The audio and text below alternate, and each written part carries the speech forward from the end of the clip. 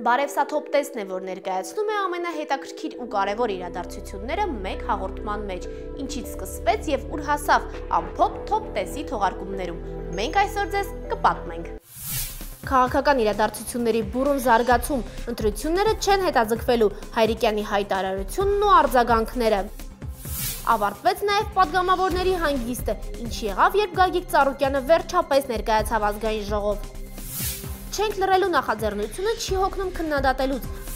Անդրեասի երջանիկ անցյալի մասին պատմող անիմացիոն տեսանյութը զարմացրել է բոլորին։ Թոփ տես ամենահետաքրքիրը մեկ փաթեթով։ Շաբաթվա ամենասպասված լուրերից մեկը նախընտրական շրջանում մահափորձի ենթարկված Պարույր Հայրիկյանի հայտարարությունն էր։ Մի քանի օր շարունակ մարդիկ սպասում ու ենթադրություններ էին անում, ի վերջո կդիմի Հայրիկյանը սահմանադրական դատարան, թե ոչ։ Մի քանի օր ինտրիգը պահելուց հետո Հայրիկյանը այնուամենայնիվ վերջ դրեց բոլոր ենթադրություններին։ Հայրիկյանի արած հայտարարությունը որոշ մարդկանց ուրախացրեց, մյուսներին էլ հիասթափեցրեց։ Նախագահի տեխնացու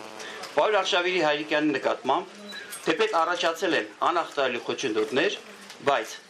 Պարույր Արշավիրի Հայրիկյանը այժմ չի օգտվելու օրենքով իր ընձեռված հնարավորությունից եւ չի դիմելու Բարձրաստանին սահմանադրական դատարան։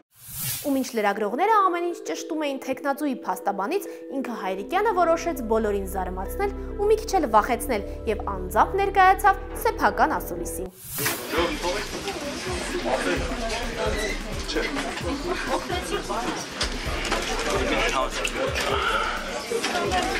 Հայրիկյանը եկավ իր ոտքով ու բոլորին հայտարարեց, ինքը կյանքում շարունակելու է նույնքան ակտիվ լինել, որքան քաղաքական դաշտում։ Ներկայեմ եւ ներկայեմ ոչ թե քաղաքական դաշտում, այլ նաեւ ֆիզիկապես թող ամեն հայ իմանա, որ որևէ ահաբեկչություն հայ քաղաքական կյանքը իր ուղուց, իր բնականon ուղուց չպետք է շեղի եւ ամեն մեկս մենք անելիք ունենք։ Պարզ է, որ այս հայտարարությունը աննկատ մնալ չէր կարող, ավելին այն մեծ արձագանք ստացավ։ Հայրիկյանի հայտարարությունը մեկնաբանում էին բոլորը, եւ քաղաքական գործիչները, եւ վերլուծաբանները, եւ բլոգերները։ Բլոգեր Փիղը Տիգրան Քոչարյանը որոշեց ուշադրություն դարձնել ոչ թե սահմանադրական չդիմելու փաստին, այլ խոսել Հայրիկյանի վրա հարձակման մասին եւս մեկ անգամ, քանի որ իր կարծիքով բուն թեմային այդպես էլ ոչ ոք չանդրադարձավ։ 4 օր ուզում եմ կարդամ նորմալ համընդհանուր քաղաքագիտական վերլուծություն Հայրիկյանի դեպքերի մասին։ Չկա կամ համարյա չկա։ Մեր մեջ ասած Հայրիկյանը իդեալական տեխնացու էր կրակոցի համար եւ ոչ թե իր ունեցած անցյալի, այլ սովետական KGB-ից ներշնչված կասկածամտության եւ 90-ականների սկզբին ժողովրդի շիտակ սիրո պատճառով ձևավորված բարդույթներով։ Հայրիկյանի մասին խոսելուց չխուսափեցին նաև քաղաքագետները։ Հմայակ Հովհաննիսյանը օրինակ հայտարարեց, որ Հայրիկյանը ամեն ինչ անում է իշխանություններին չհակադրվելու համար, ու հենց այդ պատճառով էլ սահմանադրական դատարան չի դիմել։ Քաղաքագետը համոզված է, որ իշխանությունները երբեք չեն էլ ուզել հետաձգել ընտրությունները։ Սա զարմանալի չէր Քարոզ Արշավի առաջին 10 օրերին Հայրիկյանը իր ելույթներում հիմնականում, եթե ոչ իշխանահաճո, ապա հաստատ չափից ավելի կառուցողական շեշտադրումներով էր հանդես գալիս, քանի որ չօգտվեց իր իրավունքից, ցույց է տալիս, որ Պարույր Հայրիկյանը առաջին 10 օրերի շեշտադրումները չի փոխելու։ Սա էլ ցույց է տալիս, որ փորձելու է մաքսիմալ հաշվի առնել իշխանությունների հետաքրքրությունները։ Հմայակ Հովհաննիսյանի կարծիքին հակադրվեց ազգային ժողովի падգամավոր Թևան Պողոսյանը, ով համոզված է, որ իշխանությունները իրականում շատ կուզեին 2 շաբաթ ավել սպասել ընտրություններին։ Բացատրությունը մեկն է, այդպես նրանց ավելի հարմար է, իսկ դա նշանակում է, որ Հայրիկյանը իշխանություններին չի գոհացրել։ Հետաձգումը իշխանական տեխնացուի համար ավելի ձեռնտու է, քանի որ օգտվելու է ամանից շատ այն ուժը, ով ունի ավելի շատ ռեսուրսներ։ Այս տեսակետից իհարկե իշխանական ներկայացուցիչը ավելի շատ ռեսուրսներ ունի եւ 2 շաբաթ ավել միջոցառումներ կանցկացնի։ Ում համար է լավ, իսկ ում համար վատ, որ Պարույր Հայրիկյանը որոշեց սահմանադրական դատարան դիմելու իր իրավունքից չօգտվել, յուրաքանչյուրը պետք է ինքը որոշի։ Իսկ թե քաղաքական այս ու մյուս անցուդարձին ինչպես է վերաբերվում մարքսիստական կուսակցության նախագահ Դավիթ Հակոբյանը, պարզել է Սոնա Աբրահամյանը։ Խաղաղ շատերի համոզման բնական, շատերի համոզման անհետաքրքիր նախընտրական փուլը թեժացավ, երբ հայտնի դարձավ, որ նախագահի տեխնացու Պարույր Հայրիկյանի դեմ մահափորձ է իրականացվել։ Մինչ ընտրական փուլը քաղաքական ինտրիգները մարքսիստական կուսակցության նախագահ Դավիթ Հակոբյանի գնահատմամբ։ Բարև ձեզ, պարոն Հակոբյան, շնորհակալ եմ, որ այսօր ընդունեցիք մեր հրավերը։ Վերջին շրջանի ամենակննարկված իրադարձությունը թերևս նախագահի թեկնածու Պարույր Հայրիկյանի դեմ իրականացված մահափորձն էր։ Երկու հիմնական կարծիք հնչեց։ Մի կարծիքի համաձայն որևէ մեկին ձեռնտու էր խափանել, այսպես ասած, բնականոն ընթացքը նախընտրական փուլի, մյուսները կարծում էին, որ ամենայն հավանականությամբ նախագահի թեկնածուն ինքն է դա նախաձեռնել սեփական ճանաչվածությունը մեծացնելու համար։ Դուք ինքներդ որևէ կարծիքի հետ համամիտ եք եւ ձեր տեսակետը այդ հարցի վերաբերյալ ո՞րն է։ Ես չեմ կարծում, որ դա ինքը իրեն նկատմամբ կազմակերպված լինի, դա առնվազն ես համարում եմ անառակություն, այդպիսի մտածողներին անառակ եմ համարում։ Հիմա անկախ թե տերորը քաղաքական մարաթոնի ժամանակ ով է պատվիրատուն, ով է կատարողը, դիկիլերը։ Միևնույն է սա նպատակը մեկն էր ըստ ինձ, որպեսզի պրավալի ենթարկվի ընտրաշավը եւ կորզեն ինչ-ինչ շահագրգիռ ուժեր ոչ թե հետաձգում ընտրությունների մի 15 օրով, այլ նոր ընտրություններ։ Երբ ինձ առաջարկեցին մտնել նախագահական մարաթոն, որին ես մեծ սրտով սպասում էի հատկապես գաղափարական լուսավորչական առումով, ես հրաժարվեցի։ Պատճառաբանելով առաջինը, որ ընտրական օրենսգիրքը եւ ընտրական իրավունքը երրորդ հանրապետության չի ապահովում նախագահի թեկնածուի եւ հասարակության ֆիզիկական անվտանգությունը իշխանափոխության գործընթացներում։ Ես այդ բացը լրացնելու համար առաջարկում էի ընտրություններից առաջ։ Անվտանգությունը ապահովելու համար անհրաժեշտ է, որ բոլոր թեկնածուները մեկ տրանսպորտային միջոցի մեջ, մեկ անվտանգության ուղեկալի ուղեկցությամբ այցելեն տարածաշրջանները։ Այսքանից հետո իշխանությունները դասեր չքաղեցին, նորից չեն անդրադառնում իմ ասած, որ ես մի ամբողջ տարի զգուշացնում էի, որ հարկավոր է բոլոր հավակնորդներին մեկ ավտոբուսով, մեկ տրանսպորտային միջոցով, մեկ ուղեկալի անվտանգության ուղեկցությամբ ամբողջ օրը անգամ պետք է սնունդը նրանց, ոչ թե փողոցում պերաշկի ուտելով մարաթոն կազմակերպել նախագահական կամ Վարշավի անուսերում, այլ անգամ սննդային անվտանգությունը պետք է լինի անվտանգության մարմինների ուղեկցությամբ, մեկ սննդի օբյեկտ, մեկ տեղ սնունդ, նորից նախագահը գնացել է Արարատյան մարզ, Հայրիկյանը Անկողնում, մեկը գնացել է Կիրովականում, անդիհալանչություն անում։ Ձեր կարծիքով այնինչ հիմա կատարվում է նախընտրական փուլում քաղաքական դաշտում, սա արդյոք պարզապես կազմակերպված խաղ է իշխանություն եւ ընդդիմություն ու նախընտրական փուլը ոչ թե նախընտրական փուլ է, այլ այսպես ասած ինչ որ կրկեսի են վերածել։ Ես 8 հավակնորդների մեջ Սերժ Ազատիչին նախագահին գործող ընդդիմադիր ուժ չեմ տեսնում։ Ինչքան էլ հոխորտան, դատարկահաճությամբ զբաղվեն, քանդրբազությամբ զբաղվեն, թե մենք ընդդիմադիր ենք, նիչեւ պատոնը։ Վերցրեք ամեն անդիմադիր իրեն հայտարարած իբր բարձր մակարդակի տնտեսագետ Բագրատյանի ելույթները։ Արդյոք նա անդիմադիր է թե ոչ։ Մելքի մանր տնտեսագիտական գիտելիքների աուդիենցիայով, այսպես ճամարտակություններով քաղաքական գործիչը կամ նախագահը դա ոչ միայն լավ տնտեսագիտություն պետք է հասկանա, այլ նաև նա պետք է տնտեսագետից տարբերվի նրանով, որ նա գլխավոր տնտեսական ստրատեգն է, ռազմավարն է։ Մի քանի ամիս առաջ հարցազրույցներից մեկում էլ ես ինքս լսեցի, դուք հայտարարում եք, որ սպասում եք նախագահական ընտրություններին, որպեսզի անպայմանորեն նաև ձեր թեկնածությունը լինի։ Այնուամենայնիվ ձեր անունը չկա թեկնածուների շարքում եւ կուզեմ մի փոքր դրա մասին մանրամասնել։ Գործում է ֆինանսական կապիտալը, պետական մեքենայի ուժային կառույցները։ Եթե դու նրա միտինգին գնաս, աշխատանքից կզրկվես, կգնաս եւ կընտրես նրան։ Հասկացաք ինչ է կատարվում։ Ահա այս ճգնաժամը արդեն իսկ թեկնածուներին ստիպում է փիքրանել, մտնել մարտադաշտ, սա քո աստեղային ժամն է, թե ոչ, արդեն այդ ստրատեգիական հոտառությունը թողնում են քաղաքական գործիչների հայցողությանը, որտեղ ոչ մի լրագրող չի կարող ասել, ճիշտ է պահանտրել, մտնել, թե չմտնել, մտնել, վարկաբեկվել, պարսավվել, փչանալ, այսպես կոչված հասարակ վուլգար ժողովրդի լեզվով ասած, թե սпасել այն ակնթարթին, երբ կգա քո աստեղային ժամը, քո կատվի թրիչկը, ցածկը։ Մինչև չի եկել ձեր աստղային ժամը, այսպես ասած, քաղաքական այդ մրցապայքարում մասնակցելու համար, դուք բավական դրական եք խոսում Բարգավաճ Հայաստան կուսակցության մասին։ Դուք նաև նշում եք, որ Բարգավաճ Հայաստան կուսակցությունը այն կուսակցությունն է, որ չշնացավ հանրապետական կուսակցության հետ։ Այնուամենայնիվ եկան նախագահական ընտրությունների այս նախընտրական փուլը եւ Բարգավաճ Հայաստանը չունի տեխնացու այս շարքում, ու շատերը կարծում են, որ Բարգավաճ Հայաստանը չներկայացնելով տեխնացու արդեն իսկ սատարում է հանրապետական կուսակցությանը։ Երբեք այդ անառակ արտահայտությունը թույլ չեմ տա, որ որևէ մեկը կիրառի։ Ես Էնգելսի օրենքը ձեզ հիշեցրի ձեռնարկատիրական կապիտալի համար, բուրժուական ձեռնարկատիրության համար, անհրաժեշտ է ձեռնարկատիրոջ հաստատուն եւ փոփոխական կապիտալի անձեռնամխելիությունը։ Երբ որ կապիտալիստը տեսնում է անձեռնամխելիությունը արդեն իսկ վտանգված է, նա չի մտնի քաղաքական մարաթոն։ Այնպես որ այստեղ Ծառուկյանին թողիկ հանգիստ։ Կխնդրեմ բոլոր տեխնացուների վերաբերյալ, այսպես ստացվեց, որ Հրանտ Բագրատյանի մասին ձեր կարծիքը եւ ձեր դիրքորոշումը արդեն հնչեց։ Ես չեմ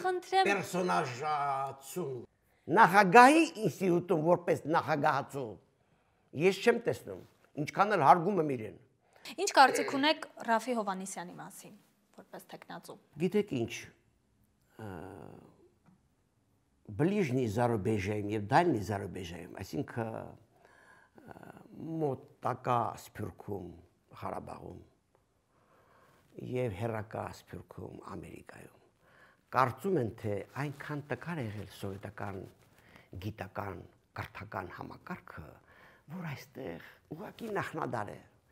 Միայն նրանք այնտեղից պետք է գան եւ մեզ լուսավորեն։ Բայց նոր տնտեսական քաղաքականության արքան, նոր տնտեսական քաղաքականության Ֆրանկլին Դելանո Ռուզվելտը նա չի կարող։ Նա այդ բագաժը չունի։ Պարույր Հայրիկյանը։ Ես շատ հարգում եմ նրա հայրենասիրությունը, բայց լինել հայրենասեր դա չի նշանակում լինել տնտեսագետ, դա չի նշանակում քաղաքական գործիչ եւ այլ եւ այլ։ Վարդան Սեթրակյանը էպոսագետը։ Ես չեմ ճանաչում նրան, չեմ շփվել։ Նրանք առաջին անգամ կյանքում ոչ տեսել եմ, ոչ շփվել եմ։ Եվ վերջում մի հարց, ձեզ որտեղից այդքան էներգիա եւ աշխուժություն։ Զելենյա ՎՍՍР։ Շատ շնորհակալ եմ պարոն Հակոբյան մեզ հյուր գալու համար եւ հարցազրույցի համար։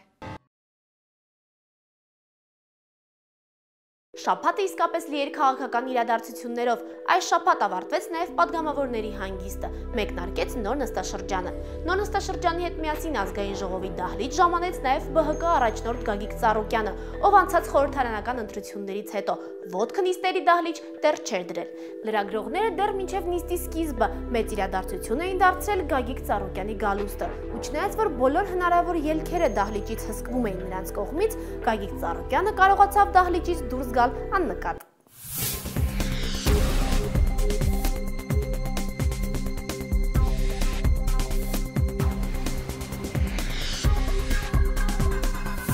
Ծառուկյանին դժվար պահի օգնության էր հասել Գալուստ Սահակյանը ու նրան դուրս բերել ազգային ժողովի նախագահի համար նախատեսված մուտքով։ Ընդամենը 20 րոպե դահլիճում անցկացրած падգամավորի փոխարեն լրագրողների հետ շփվեց ԲՀԿ-ական Նաիրա Զոհրաբյանը, ով բոլորին բացատրեց. Ծառուկյանը խոսում է միայն այն ժամանակ, երբ ինքն է ցանկանում։ Ցանկացած քաղաքական գործչի падգամավորի, այդ թվում նաև պարոն Ծառուկյանի իրավունքն է։ Ինքն է որոշում պատասխանել լրատվամիջոցների հարցերին, թե ոչ, ինքն է որոշում պահը։ Բայց Ծառուկյանի դահլիճից ծածուկ հեռանալը լրատվամիջոցների միակ թեման չէր։ Լրագրողները շտապեցին ֆիքսել, թե Բարգավաճ Հայաստան կուսակցության նախագահին ով ինչպես ողջունեց։ Եվ իհարկե այս անգամ էլ աչքի ընկավ Սամվել Ալեքսանյանը, ում ողջունը ամենից ջերմը համարվեց։ ԲՀԿ խմբակցության անդամները մեկիկ մոտեցան, ողջագուրվեցին շեֆի հետ։ Ամենաուշագրավը Սամվել Ալեքսանյանի մոտեցումն էր, падգամավորներին այս ու այն կողմ հրելով, լայն ժպիտով մոտեցավ Ծառուկյանին ու ջիգյարով համբուրեց։ Գագիկ Ծառուկյանի ազգային ժողովի դահլիճում հայտնվելու լուրի շահարկումը զարմացրել էր քաղաքական փորձագետ Տիգրան Աբրահամյանին։ Տիգրան Աբրահամյանը միակն էր, ով նկատեց, որ տարօրինակ երբ падգամավորի աշխատանքի ներկայանալը սենսացիայի են վերածում։ Երեք գրեթե բոլոր լրատվամիջոցների թոփ թեման ԲՀԿ ղեկավարի ԱԺ-ում գտնվելն ու Ալեքսանյան Սամվելի հետ պաչիկով բարևներ։ Ձեռի հետ էլ Ալեքսանյանին գեոկերպար դարձրին, սակայն այս պատմության մեջ միակ զավեշտն այն է, որ ԱԺ պատգամավորի աշխատանքի հաճախելը ինքնին սենսացիոն բնույթի նորություն է դառնում իր բոլոր հնարավոր հետևանքներով։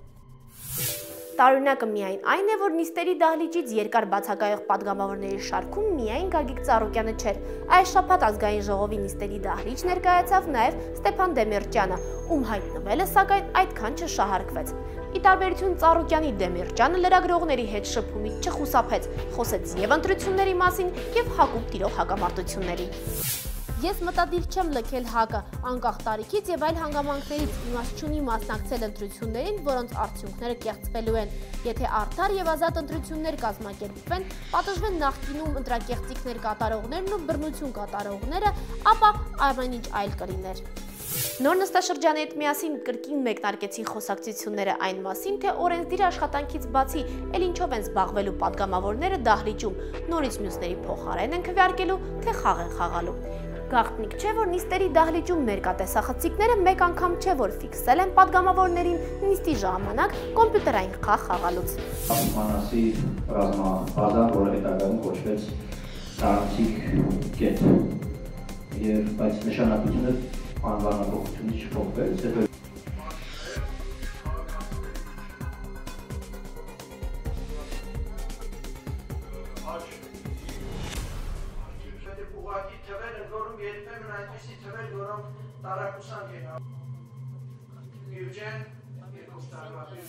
Երևի հենց այդ պատճառով էլ հեռուստամեկնաբան Արմեն Դուլյանը հենց նստաշրջանի սկզբում պատգամավորներին հուսադրող գրառում է արել։ Մերոնց եք ասում, սա էլ Ֆրանսիայի պարլամենտն է։ Բայց սա միայն նստաշրջանի սկիզբն էր, տարին ազգային ժողովում խոստանում է հետաքրքիր լինել։ Շաբաթվա ընթացքում իրենց ակտիվությամբ ու չլռելու ցանկությամբ նորից աչքի ընկան չեք լռելու երիտասարդական նախաձեռնության անդամները։ Այս անգամ երիտասարդները դիտել էին Գարեգին Նժդեհ ֆիլմն ու իրենց ենթադրությունները արել։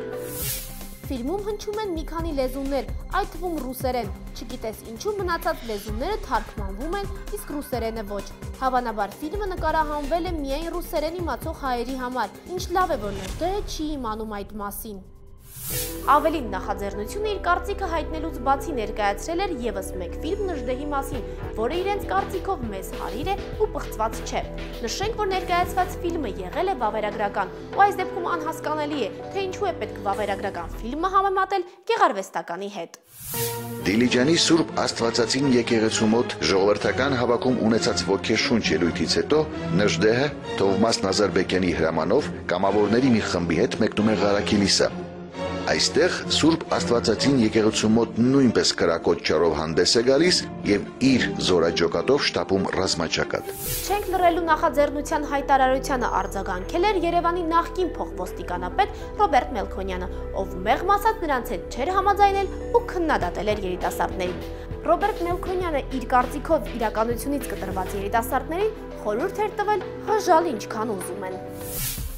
Ինչ-որ ղզիկներ բնականաբար մեծ դժվարությամբ տոմս են գնել ու դիտել են Գարեգին Նժդեհ ֆիլմը եւ իրենց մաղձոտ կամ չգիտեմ ինչ-որ բնավորությամբ թուրքական Բեթար բառով անուն են կպցնում ֆիլմի հերոսի կերպարին, որը բնորոշ է հենց իրենց։ Թող մի 10-15 հոգի էլ չլռի, մեծամասնությունը ֆիլմը դիտում է անշլագի պայմաններում, մեծամասնությունը հավանում է եւ դրանով ամեն ինչ ասված է։ Այս շաբաթ երիտասարդների խումբը իրենց կողմից ներկայացվող կործանվող եկեղեցիների մասին ֆիլմերի շարքում ներկայացրել էր Եղվարդի եկեղեցու մասին ֆիլմը, որը քանդվում է։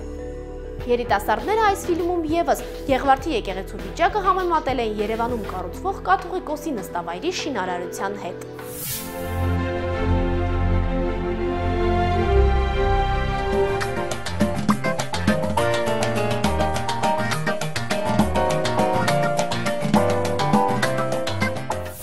Այս ամենին ու նաև չենք լռելուի մյուս հայտարարություններին պատասխանեց Մայրաթորի մամուլի խոսնակը։ Վահրամ Մելիքյանը երկար լռելուց հետո այլևս լռել չէր կարողացել։ Եթե ինչ-որ մի պահ կարելի էր մտածել նախաձեռնության բարի եւ արդար նպատակների մասին, ապա յուրաքանչյուր հաջորդ նյութ փաստեց, թե նախաձեռնությունը սոս գործիք է որոշ ուժերի ձեռքին տարբեր ժամանակներում եւ հանգամանքներում կեղծ շահարկումներով ներազդելու հասարակական որոշ ընկալումների վրա։ Երիտասարդները իրենց հերթին որոշեցին նորից չլռել ու ամեն ինչ բացատրել Վահրամ Մելիքյանին։ Պարզվեց, որ հայ առաքելական եկեղեցու հանդեպ նախաձեռնության անդամները ոչինչ չունեն։ Նախաձեռնությունը այս առնչությամբ հայտնում է, որ մեծ հարգանք է տածում հայ առաքելական եկեղեցու նրա ազնիվ սպասավորների հանդեպ։ Միևնույն ժամանակ եկեղեցու վերնախավը շարունակում էին ժողովրդից կտրված ապազգային վարքագիծը, իսկ երեսին ճշմարտությունը ասողներին միանգամից մեղադրում է մութ եւ դավադիր ուժերի հետ համագործակցելու մեջ։ Եկեղեցական իրական արժեքների ու հոգեվոր կյանքի մասին Ալեն Սիմոնյանը զրուցել է Կոմիտաս վարդապետ Հովնանյանի հետ, ով ճիշտ է չենք լռելու նախաձեռնությանը չի անդրադարձել, բայց փոխարեն իր կարծիքն է ասել եկեղեցուն հարկային դաշտ բերել ցանկացող նախագահի թեկնածու Հրանտ Բագրատյանի մասին։ Դուրն է Կոմիտաս վարդապետ Հովնանյանը։ Բարև ձեզ։ Ողջույն ձեզ։ Ես հաճախակի եմ տեսնում, որ դուք տարբեր լրատվամիջոցների, թերթերի եւ կայքերի հետ համագործակցում եք, այսինքն հասանելի եք հասարակության համար, հասանելի եք լրատվության համար, դա դուք անում եք ի պաշտոնն է, թե դա ձեր անձնական նախաձեռնությունն է։ Ես իմ պաշտոնով ընդհանրապես առնչություն չունեմ լրատվության հետ, որովհետև պատասխանատուն եմ հայորդյաց տների, բայց քանի որ այսօր մեր ժողովուրդը գտնում է այնպիսի մի իրավիճակում, որ կարիք ունի իրապես աջակցության, ուրեմն ես փորձում եմ իմ տարիքը, իմ կյանքի փորձառությունը փոխանցել մտածումներովս ինչ որտեղ օգնել նրանց, ովքեր անորոշության մեջ են հայտնվել։ Դուք մեկնաբանել եք նախագահի թեկնածու Հրանտ Բագրատյանի ասվածը հարկերի հետ կապված, որ նա ասել էր, որ եթե նախագահ ընտրվի, եկեղեցուն բերելու հարկային դաշտ։ Կուզենայի մի քիչ մանրամասնեիք, որովհետև ձեր գրառումից այնքան էլ պարզ չէր, ինչով էր պայմանավորված այդպիսի զայրույթը։ Բացարձակապես նախ ես չէի պատրաստվում այդ հարցին պատասխանելու, բայց թղթակիցը երբ որ պարտադրեց, բայց չէ որ նա եկեղեցու շահին դեմ է գնում, ես ասեցի, եթե Հրանտ Բագրատյանը հայ է իրոք, նա պետք է որ տեղյակ լինի հայ եկեղեցու պատմության ընթացքում խաղացած դերին, թե ինչ կարևոր դեր է խաղացել հայ եկեղեցին անցյալում եւ ներկայիս։ Եթե նա ծանոթ չէ իր անկախտելիությունը հանդիսացող հայ եկեղեցուն, ինձ համար նա այդպիսի հայը, հայ չէ, զրոյական արժեք ունի, որովհետև հայը ֆիզիկական երևույթ չէ, հայ գենետիկ հիշողություն է նախնշանակում, ինքնությունդ, էությունդ, ով ես դու։ Եթե դու չգիտես ով ես դու դադարում ես որպես այդպիսին ազգային հավաքական մեկ մասնիկը լինելուց։ Իմ խոսքը սրա մասին է։ Այլապես Հրանտ Բագրատյանը եկեղեցին հարկային դաշտ կմտցնի կամ չի մտցնի, Աստված իր հետ։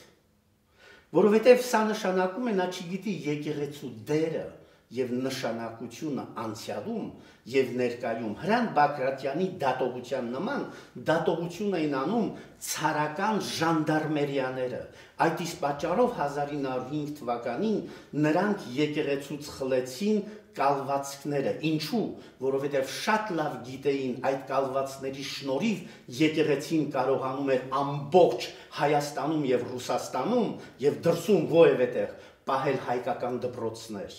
հայկական ինքնագիտակցություն, հայկական իդենտիտեն։ Եթե դու դրանից խլում ես այդ ամենը, սա նշանակում է դու հարվածում ես հայ ինքնությանը։ Ես իրեն չեմ ճանաչում անձնապես, բայց այն, որ ինքը տրամադրված է հայ առաքելական եկեղեցվով, սա ինձ համար անտրամաբանական է։ Ես կարող եմ այստեղ երկու բան տեսնել։ Կամ ինքը հայ չէ, կամ ինքը հակահայ է, կամ անտեղյակ է իր պատմության։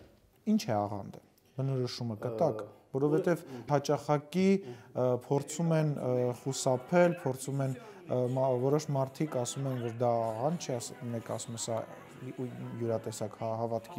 յուրատեսակ հավատք է եւ այլն եւ այլն։ Ուզում եմ իմանալ, ինչ է աղանդը։ Ուրեմն գոյություն ունի բուն հավատամունքը, որը ձևավորվել է դարերի մեջից, իմաստնավորի այն օրենքները, ավանդությունները, կանոնները, որոնք փոխանցվել են Հիսուս Քրիստոսի առաքյալների կողմից եւ որոնք ամրագրվել են տիեզերական ժողովների մեջից, որտեղ ճշտված է եկեղեցվող պաշտամունքը դավանանքի վերածված, այսինքն երբ որ դավանաբանական եզրից շեղվում էր որևէ գաղափար, միտք աստվածաբանական, ճյուղավորում էր ստեղծում, որպեսզի այդ ճյուղավորումները չառաջանային եւ այդ կերպ եկեղեցին չմասնատվեր, ուրեմն ստեղծվեցին տիեզերական այդ ժողովները։ Ամեն մեկ շարժում, որ տիեզերական այդ ժողովի որոշումներից դուրս է գալիս իր աստվածընկալմամբ, իր դավանաբանական բացատրությամբ, հայտարարվում է աղանդ, նախկինում այն կոչվում էր հերձվածող, հերետիկոս, իսկ այսօր կոչվում է աղանդ, սեկտ։ Այսօր գիտեք, որ 360-ից ավելի պաշտոնապես գրանցված շարժումներ կան այդ իմաստով, որոնք պաշտոնական եկեղեցիների կողմից նկատվում են որպես աղանդներ, հերձվածներ կամ հերետիկոսներ։ Այն եզրը, որ քաղաքացին հասարակ մարդը կարող է տարբերել ճյուղավորված տարբեր եկեղեցիների եւ աղանդների շատ փոքր է եւ շատ դժվար է։ Տարբերել կարող եք մեկ բանով, թե ինչ են նրանք քարոզում, որովհետեւ միայն ավետարան քարոզելը խնդիր չէ։ Այսօր մենք շատ ունենք ավետարանական, ավետարանչական, չգիտեմ ինչ եկեղեցիներ, որ իրականում չենք հասկանում ինչ է։ Արդյոք մենք ուսումնասիրել ենք ինչ դավանանքի հետևորդներն են նրանք։ Բառախաղ են անում, իրենք ասում են, մենք ընդունում ենք 3 տիեզերական ժողովը։ Սա ոչինչ չի ասում։ Ինչ դավանանք եք ընդունում, ոչ ոք չգիտի նրանց դավանանքը։ Շատ հետաքրքիր ու շատ բարդ է իրականում։ Անշուշտ։ Եվ ես ասում եմ ձեզ, այս բոլորը օգտագործում են մեկ նպատակով՝ քաղաքական ազդեցություն ունենալու, որովհետև որքան բաժանված է հավաքականությունը, այնքան նա տկար է։ Շատ ու շատ մեծահարուստներ մեր երկրում եկեղեցիներ են կառուցում, նույնիսկ իրենց բակերում, մատուրներ, խաչեր են կանգնացնում։ Դա նորմալ է։ Գիտեք, կան երևույթներ, որոնք հավատքն է ծնեցնում։ Կան երևույթներ, որոնք ցուցադրությունն է մեջտեղ բերում։ Մարդիկ կան, որ հավատքով են կառուցում։ Մարդիկ կան, որոնք Աստծուն են ուզում սեփականաշնորհել։ Դժբախտաբար պերեստրոյկայից հետո շատերին շատ դյուրությամբ հնարավորություն ընձեռեց սեփականաշնորհել այն, ինչ երկիրը եւ ազգը տասնամյակների ընթացքում էր ձևավորել։ Եթե նրանք դյուրությամբ կարողացան գործարաններ սեփականաշնորհել, մտածեցին կարող են նաեւ այդ կերպ Աստծուն սեփականաշնորհել։ Այդ իսկ պատճառով իրենց եկեղեցին, իրենց պարտեզում կամ այգում կառուցելով ձևավորեցին անհատական Աստծու գաղափարը, որը ճիշտ չէ։ Եկեղեցին դա Աստծո տունն է։ Եկեղեցի կառուցող մարդը նախ իր հոգում պիտի կառուցի Աստծո տաճարը, որպեսզի այնտեղից ծնած հավատքը հնարավորություն տա երկունքի ճշմարիտ Աստծո տան, որտեղ Աստծո ներկայությունը ոչ միայն ինքը պիտի զգա իր հաջողության համար, այլ ամբողջ ժողովուրդը հավաքական կյանքի զորացման համար։ Շնորհակալություն։ Շաբաթվա տեսանյութը նախագահի թեկնածու Անդրեաս Ղուկասյանի վերաբերյալ հոլովակն էր, որում ինքը թեկնածուն անմիջական մասնակցություն չի ունեցել։ Դեռ որոշ ժամանակ առաջ Անդրեասը քննադատել էր ներքին գործերի նախկին նախարար Վանո Սիրադեղյանին ու նրան հանցագործ անվանել։ Գուցե այս խոսքերն էլ հիշելով մի խումբ մարդիկ Անդրեասի անցյալի մասին մի անիմացիոն տեսանյութ է ստեղծել ու գուցե ակնարկել, որ հիմա Անդրեասը սեփական լողափ ունի միայն նախկին նախարարի շնորհիվ։ Նորա հերս կանչեց մոտը, օֆիսի բալիկները տվեց, ասեց քոնը, Թե որտեղից է Անդրեասի երջանիկ անցյալի մասին պատմող այս հոլովակի հեղինակների մոտ հայտնվել այդ ինֆորմացիան, դեռ պարզ չէ, սակայն ինչպես ասում են, ծուխը առանց կրակ չի լինում։ Իսկ սա թոփ տեսներ, շաբաթվա հետաքրքիր իրադարձություններով։ Մենք կհանդիպենք մեկ շաբաթից։ Ցտեսություն։ Մեգապոլիս, ձեր բաց պատուհանը դեպի մեծ աշխարհը, դեպքեր, պատմություն, նոր հայացք, ինքնատիպ դիտարկումներ, այս բոլորը Մեգապոլիսի էջերում։ Մեգապոլիսն արտացոլում է կյանքը ոչ միայն այնպիսին, ինչպիսին մենք ենք տեսնում, այլ այն կյանքը, որ տեսնում ենք ձեզ հետ միասին։ Ընտրիր նոր ճանապարհը, քայլիր դեպի Մեգապոլիս ու Մեգապոլիսի հետ։